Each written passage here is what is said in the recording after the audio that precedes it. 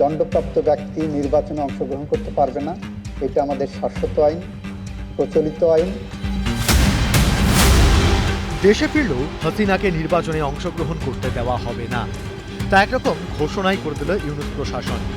একটি বিতর্ক প্রতিযোগিতার প্রশ্নোত্তর পর্বে ইউনূস সরকারের অ্যাটর্নি জেনারেল সাফ বার্তা দিয়েছেন, হাসিনা কোনোভাবেই ভোটে দাঁড়াতে পারবে না।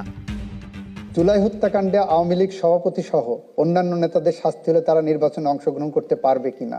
দণ্ডপ্রাপ্ত ব্যক্তি নির্বাচনে অংশগ্রহণ করতে পারবে না। এটা আমাদের শাশ্বত আইন, প্রচলিত আইন, এবং এই আইনটা বাংলাদেশের মানুষ দীর্ঘ 54 বছর ধরে গ্রহণ করে আসছেন। সুতরাং এখানে কোনো দ্বিধার কোনো জায়গা নাই, দ্বিধান্বিত হওয়ার কোনো সুযোগ নাই। আসলে ইউনূস খুব ভালো করেই জানেন কিভাবে তিনি ক্ষমতায় এসেছেন। আন্দোলনের নামে তাণ্ডব চালিয়ে হাসিনাকে দেশ ছাড়া করলেও মানুষের মন থেকে কি হাসিনাকে মোছা গিয়েছে? ইউনূসের ভয় হাসিনাকে নির্বাচন লড়তে দিলে মানুষ ফের হাসিনাকেই না বেছে নেন। হাসিনাকে বাংলাদেশের মানুষ চাক বা না চাক,